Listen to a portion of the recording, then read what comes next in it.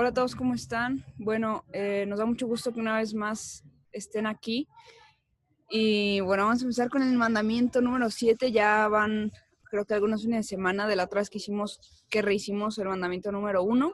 Para los que no han estado en los anteriores o así, pues decirles que... Nos pueden encontrar en YouTube. Exactamente, en YouTube están todos los videos, entonces...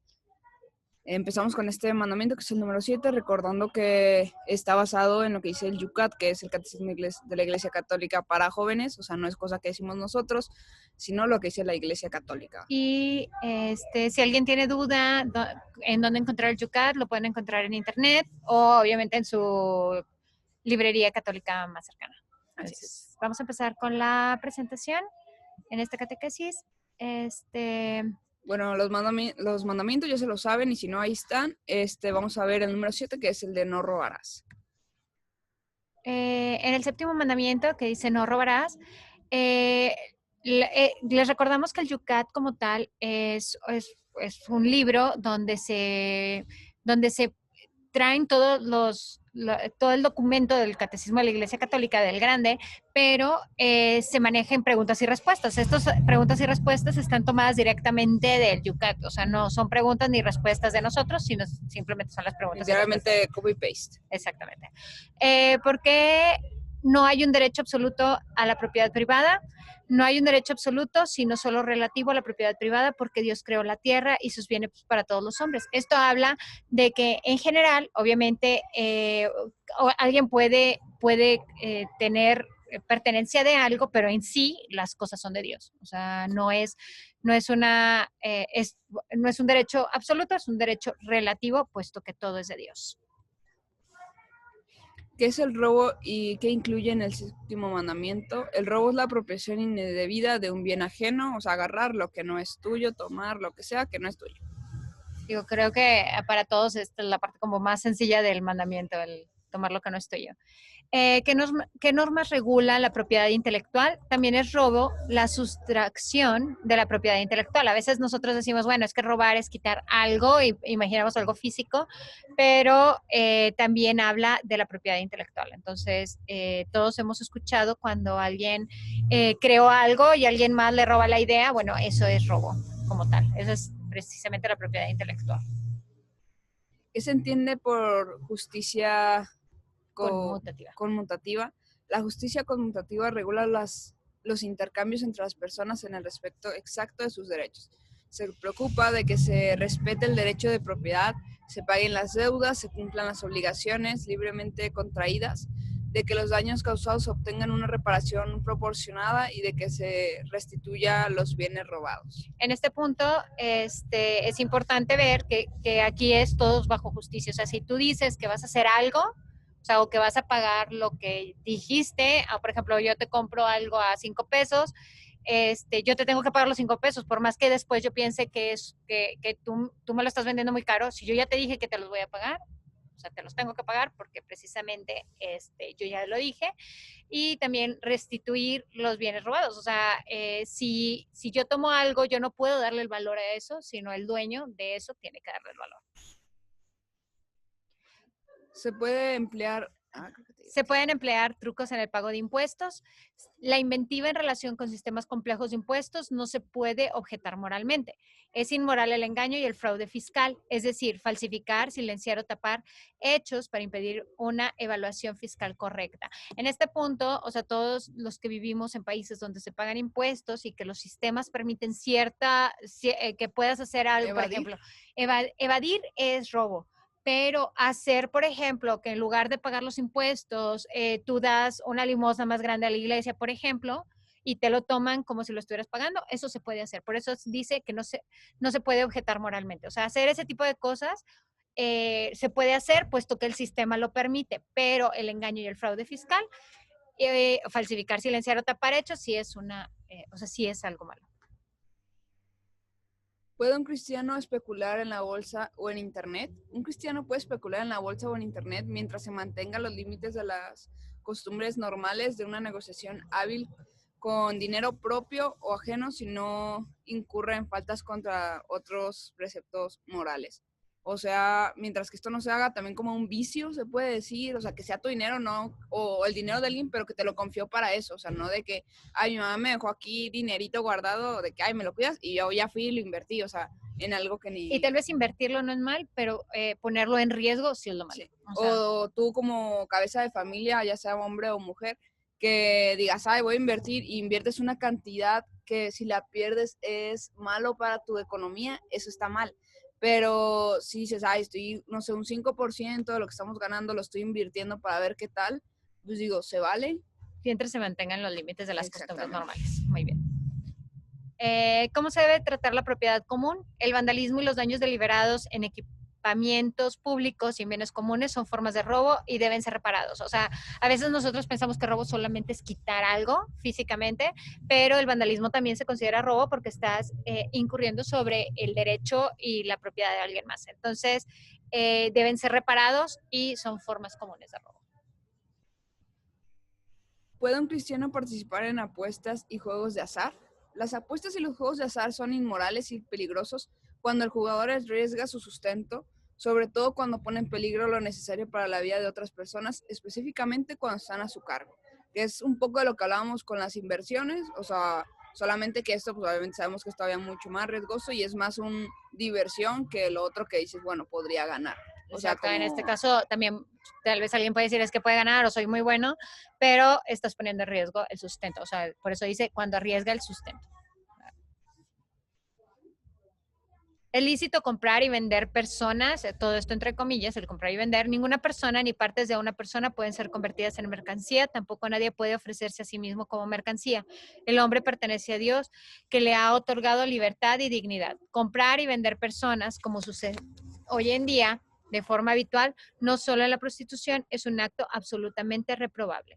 O sea, digo esto, hasta escucharlo no suena raro, pero todavía sucede y, por ejemplo, sabemos de muchas personas o de personas que han pensado, por ejemplo, ay, estoy muy pobre. De hecho, hay chistes entre niños, bueno, entre niños, entre jóvenes, de, ay, voy a vender un riñón o cosas de ese estilo, que lo usan como chiste, pero realmente pues no es chistoso y hay gente que lo hace. O sea, sí hay gente que dice, pues voy a hacerlo como negocio, digamos. Y obviamente pues vender partes del cuerpo no, por eso se llama y donación de yo órganos. creo que un tema que es muy sonado ahorita, que entra un poco y tal vez no se pone el nombre de me estoy vendiendo o así, pero técnicamente esa es la transacción que se hace con los Sugar Daddy and Sugar Mommy, que es o sea, pues ahora sí que Te pones de novio, te pones dirían de las novio, abuelitas. te das a la otra persona por todo el dinero, lo que te va O a los dar, las bienes que... comodidades, que técnicamente es eso, o sea, está mal. O sea, si uno se Es negociar preguntaba, con la persona. o sea, si estás con alguien solamente, o sea, te estás dando a alguien solamente por lo que vas a recibir, está mal. Es como una venta, exactamente. ¿Cómo debemos tratar la creación? ¿Tú sigues? ¿Cumplimos? Cumplimos el designio creado de Dios cuando cuidamos la tierra con sus leyes vitales, su variedad de especies, su belleza natural y sus riquezas renovables. Y la conservamos eficazmente como ámbito de vida, de modo que también las futuras generaciones puedan vivir bien en la tierra. Digo, esto va muy directo. O sea, a veces esto no lo consideramos como parte del robo, pero también es robar el no cuidar los O sea, bienes y estás pues la gastando naturaleza, algo que no que no es tuyo. necesitas. O Exacto. sea, como vemos desde el principio, todo es relativamente de nosotros, porque todo viene siendo de Dios, creado por Él y pues de Él, y prestado se puede decir a nosotros. Entonces no tenemos derecho de nosotros a sacarnos el planeta en nuestros 80 años de vida, cuando todavía vienen muchas generaciones. Exacto. Y lo debemos de conservar eficazmente. ¿Por qué tiene la iglesia una doctrina social propia? Dado que todas las personas creadas a imagen de Dios poseen una dignidad única, la iglesia con su doctrina social aboga a favor de que esta dignidad de la persona se realice en el ámbito social también para todas las personas.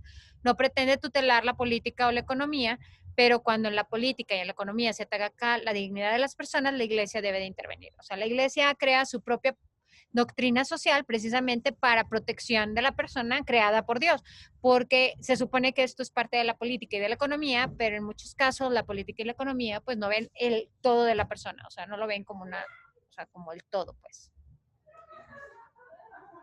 ¿Cómo se desarrolló la doctrina social de la iglesia? Con la doctrina social, la iglesia dio su respuesta a las cuestiones social de los trabajadores en el siglo XIX. Ciertamente, la industrialización había llevado a un aumento del bienestar, pero de ello se beneficiaban ante todo los dueños de las fábricas, mientras muchas personas se quedaban en la miseria como trabajadores casi sin derechos. De esta experiencia, el comunismo sacó la conclusión de que existía una oposición irreconciliable entre el trabajo y el capital, que debían decidirse mediante la lucha de clases. Por el contrario, la Iglesia abogó con el equilibrio justo entre los trabajadores y el dueño de las fábricas. La doctrina social de la Iglesia es precisamente para crear esa justicia entre las clases. ¿Están obligados los cristianos a comprometerse en la política y en la sociedad? Es una misión especial de los fieles laicos comprometerse en la política, la sociedad y la economía, según el espíritu del Evangelio, la caridad, la verdad y la justicia. Para ello, la doctrina social de la Iglesia les ofrece una orientación clara. Si alguien quiere ahondar un poquito más sobre esto, la Iglesia tiene sus propios documentos, como en este caso la doctrina social de la Iglesia, o irse al Catecismo de la Iglesia Católica, el completo, no el Yucat, donde pueden encontrar más información sobre ello. Y como decía San Juan Bosco, buenos cristianos y honrados ciudadanos, o sea, es compromiso de nosotros como católicos participar en lo que nos corresponde, y si queremos participar directamente en la política, tiene que ser según el espíritu del Evangelio. Así es, yo creo que tenemos que tener esto en cuenta, porque a veces es como queremos igual separar la iglesia de nuestra vida social. Y no, o sea, no es como que todos deban de creer, o sea, no, también hay que confundirnos, la cosa no es hacer que todos crean o que todos piensen igual que nosotros, pero sí pero hay que defender nuestros puntos, y, o sea, puntos cristianos, no sé cómo especificarlo. De hecho, ahorita voy a hacer un paréntesis y les voy a recomendar una canción que se llama No lo digas, y habla sobre esto justo, que es nos tienen como a veces, si eres cristiano, católico, creyente, es un no te metes en la política, tu religión para otro lado, y es un no, o sea, con mayor razón, nosotros que tratamos de ver las cosas a la luz del Espíritu Santo, a la luz de Dios, meternos, incluirnos, porque si no, ahora sí que los demás se llevan el mundo. Ya. ¿Qué dice la Iglesia de la democracia? La Iglesia apoya la democracia porque entre los sistemas políticos es el que ofrece las mejores condiciones para que se realice la igualdad entre la ley y los derechos humanos. Pero para ello, la democracia debe ser algo más que un mero dominio de la mayoría. Una verdadera democracia es posible únicamente en un Estado de Derecho que reconozca los derechos fundamentales de todos y, en caso necesario, los defienda contra la voluntad de la mayoría. Aquí la Iglesia obviamente defiende la democracia, pero la democracia bien fundada, o sea, no nada más el nombre democracia. ¿Cuál es la postura de la Iglesia ante el capitalismo y ante la economía de mercado? Un capitalismo que no esté insertado en un ordenamiento jurídico sólido corre el riesgo de desvincularse del bien común y de convertirse en un mero instrumento del afán de lucro de algunos. A esto se opone la Iglesia decididamente. Por el contrario, aprueba una economía de mercado que esté al servicio del hombre, evite los monopolios y garantice a todos el suministro de los bienes y el trabajo necesarios para vivir. Aquí a mí me sorprende mucho porque la Iglesia es muy clara y trata de abarcar, obviamente, pues muchos aspectos, y precisamente la Iglesia como ve integralmente al hombre, quiere que todos estén pues en lo mismo, obviamente, que no se desvincule del bien común como tal.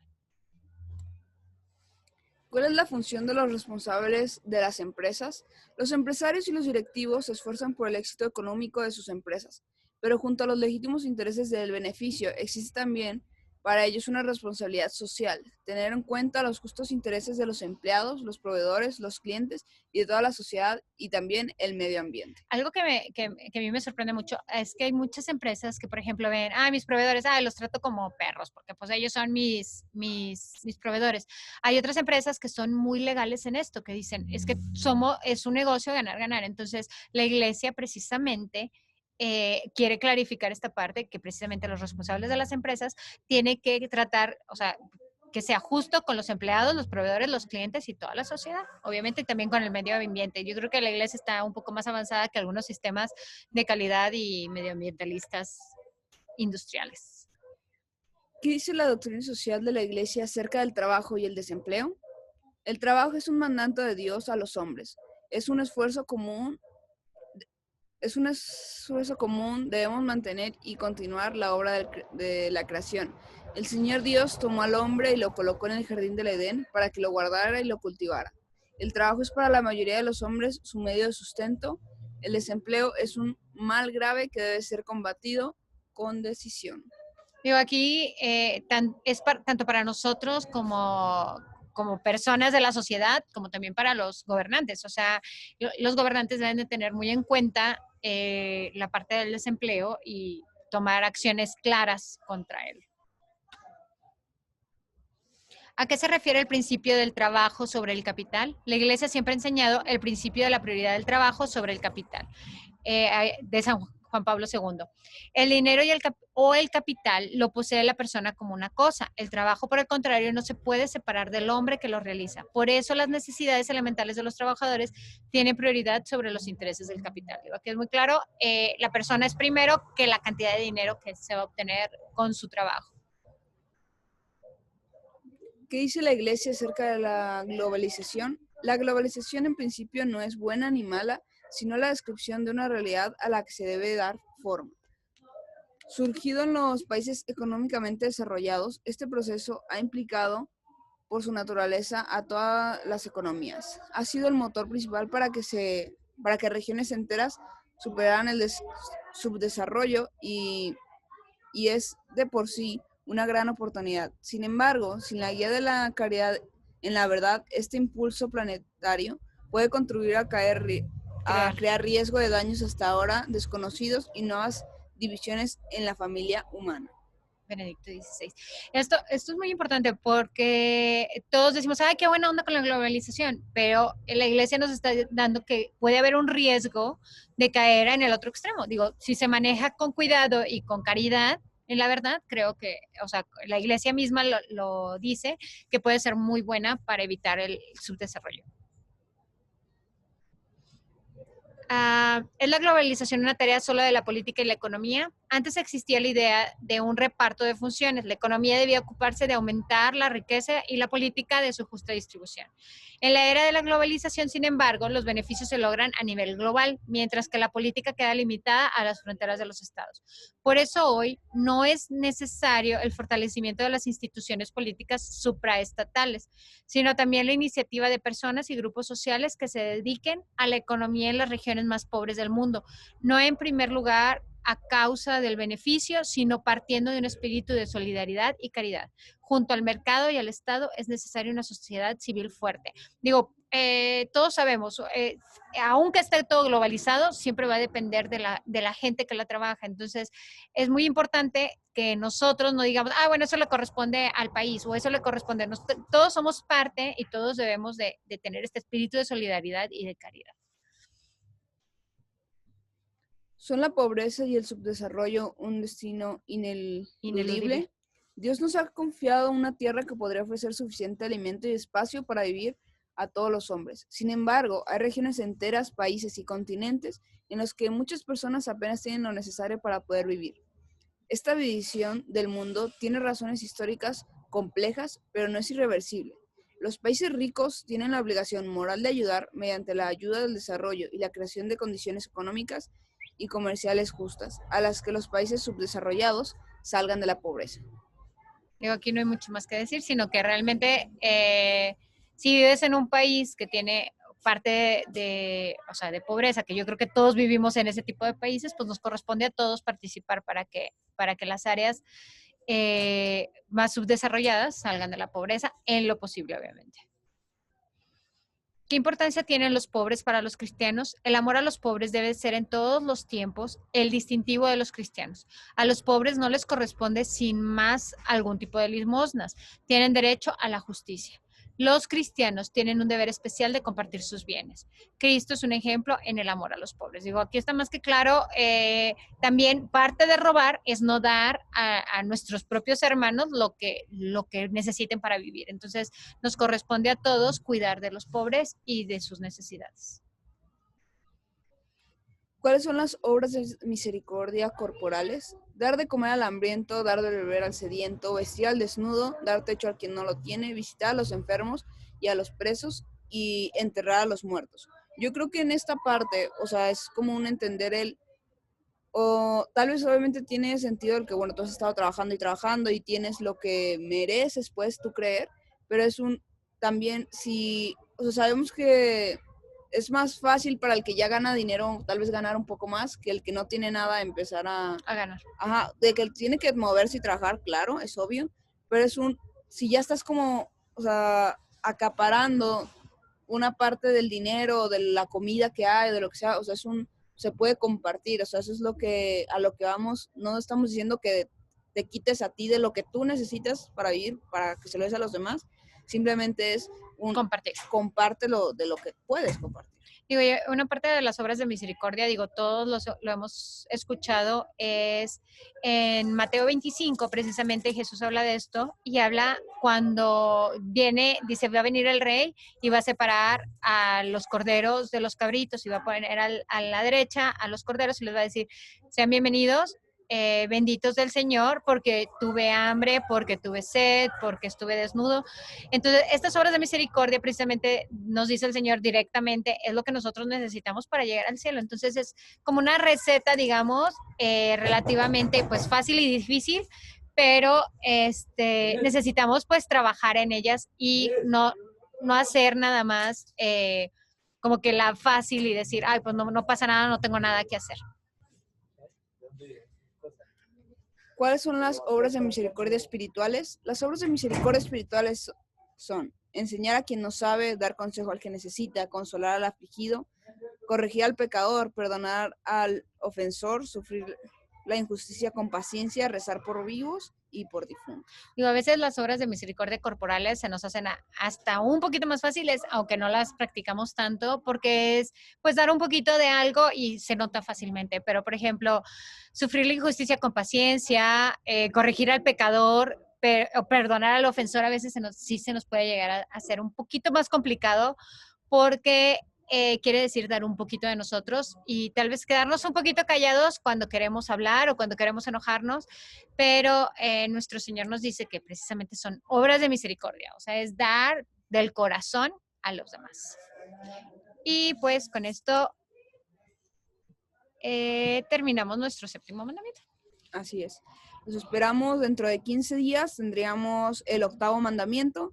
Entre estas semanas vamos a tener, como ya hemos tenido, entre los jueves en vivos. Ahorita tenemos un giveaway, o sea, un concurso, se puede decir, para ganar unos libros, unos galletas y así, para que participen. Y si alguien tiene como dudas de cómo funciona o algo así, nos puede mandar un mensaje por Facebook. De todas dejamos ahí la explicación más o menos, pero obviamente pueden preguntar.